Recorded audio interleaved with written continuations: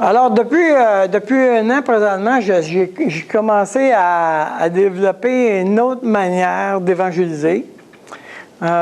Et je l'appelle la ligne du temps. Je ne sais pas si un jour je vais changer de nom, mais en tout cas, pour le moment, je l'appelle la ligne du temps. Et la raison pourquoi est-ce que j'ai choisi d'aller dans cette direction-là, c'est parce que j'ai découvert que les gens s'intéressent énormément à comprendre comment la Bible fonctionne. Les gens s'intéressent vraiment à ça. Ce que vous avez dans vos mains, là, c'est le modèle de base. Je vais appeler ça comme ça. Okay. Quand on parle d'un modèle de base, on est... la seule illustration que j'ai tout le temps, c'est l'illustration du gâteau, puis je fais vraiment de gâteau. Ça fait que, bon.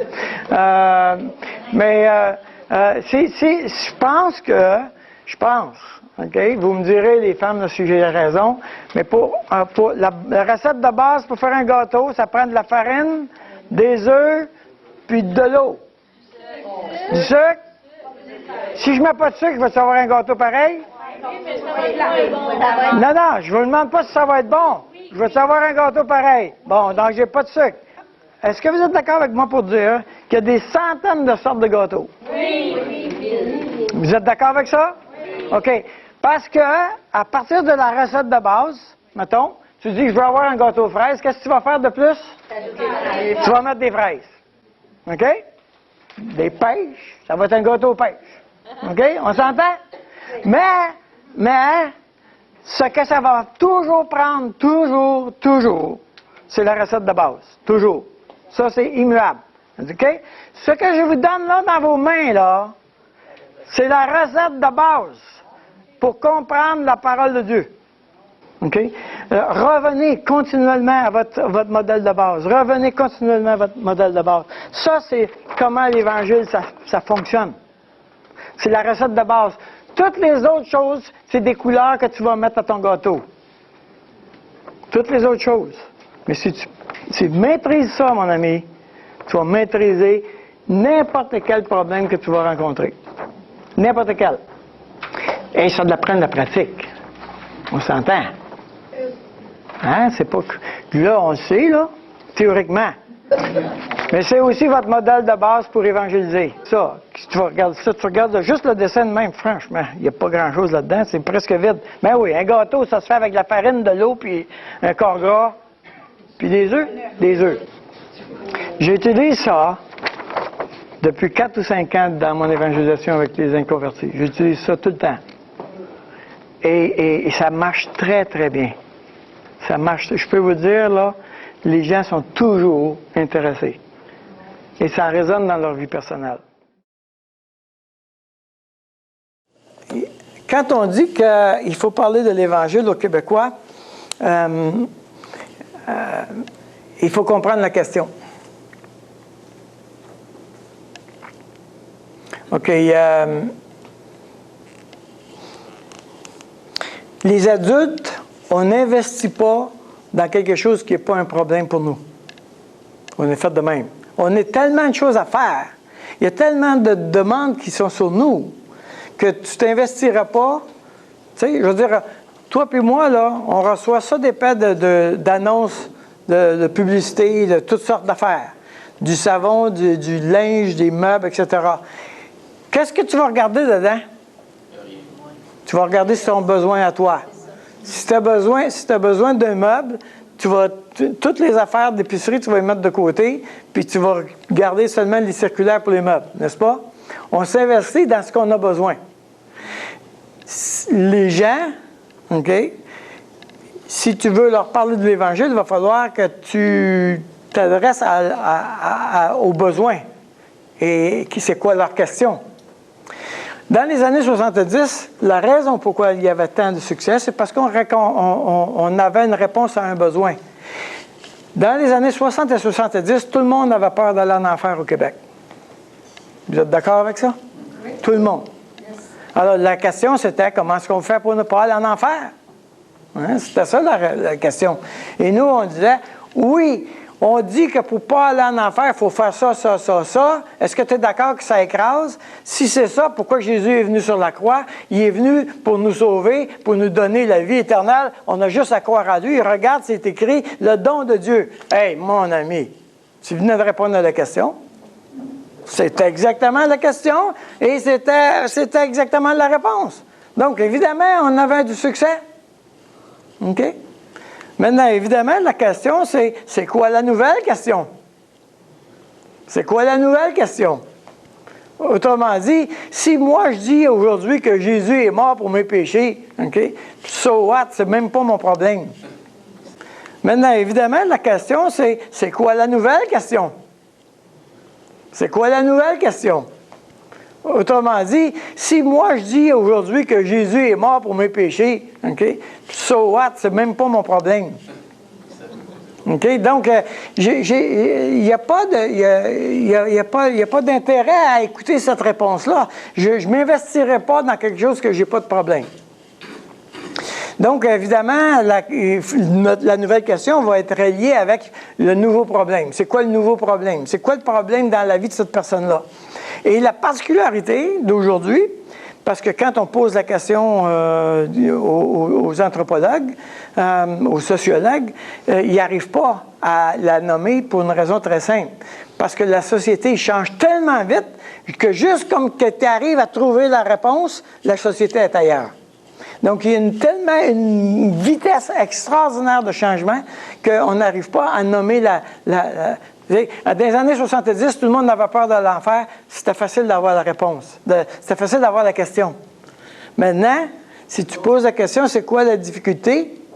Aujourd'hui, des Québécois, c'est pas mal plus difficile d'avoir la réponse. OK? Donc, il faut comprendre la nouvelle question.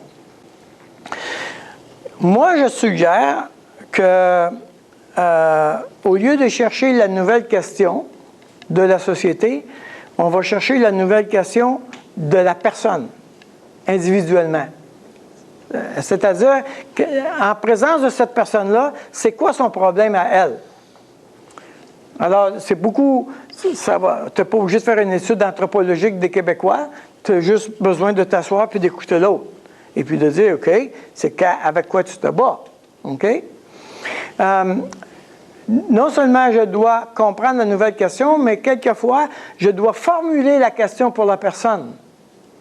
OK? C'est-à-dire que la personne elle a quelque chose qui ne va pas à l'intérieur de elle, mais elle n'arrive pas à le nommer. Mais toi, tu vas formuler la question qu'elle a. Elle ne sait même pas qu'elle a cette question-là, mais toi, tu vas y formuler cette question-là. OK?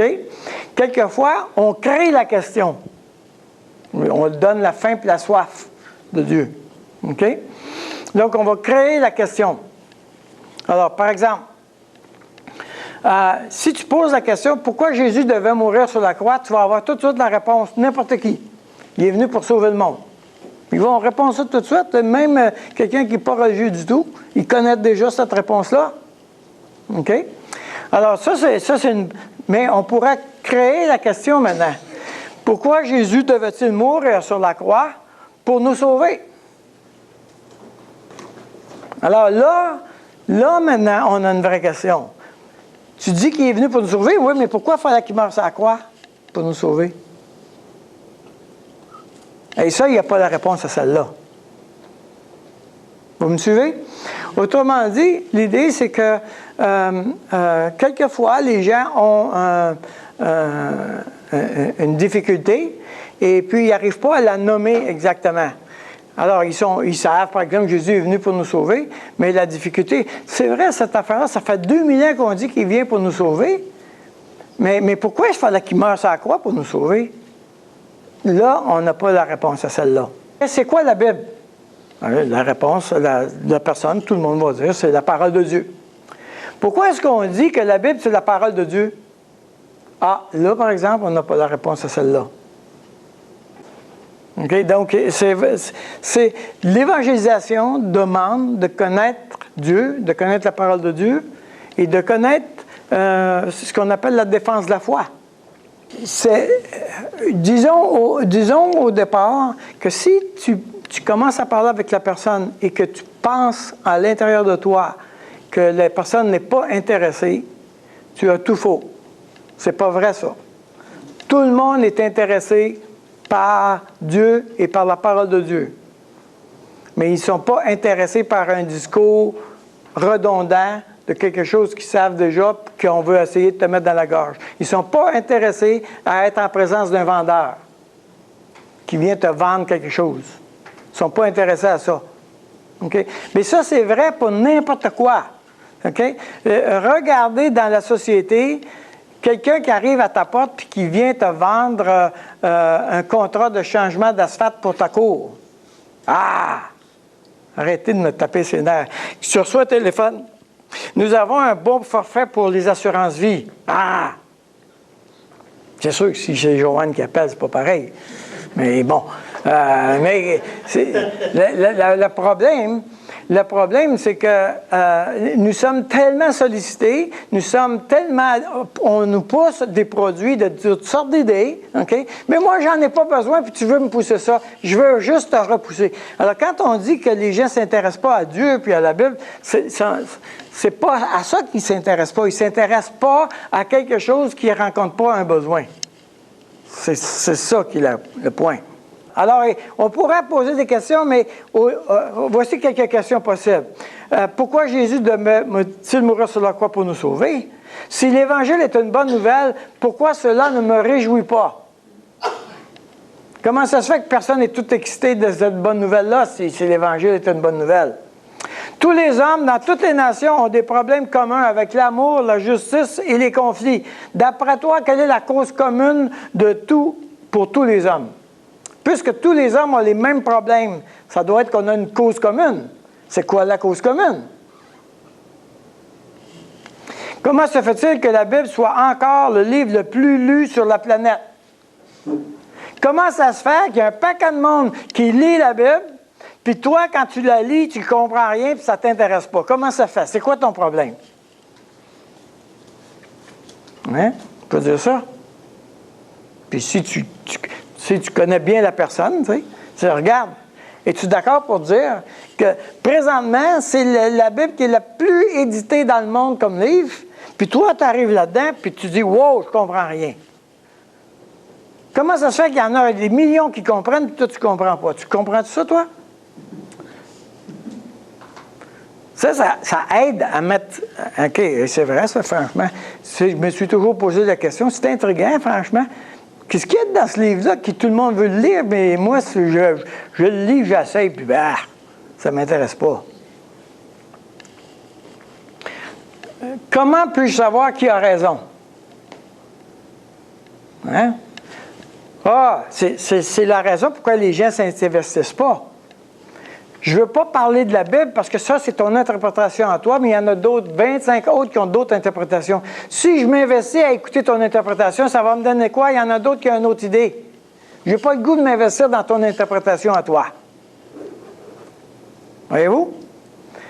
Alors, si je peux nommer le problème de base ou de départ, ça va m'aider à répondre aux besoins de cette personne-là.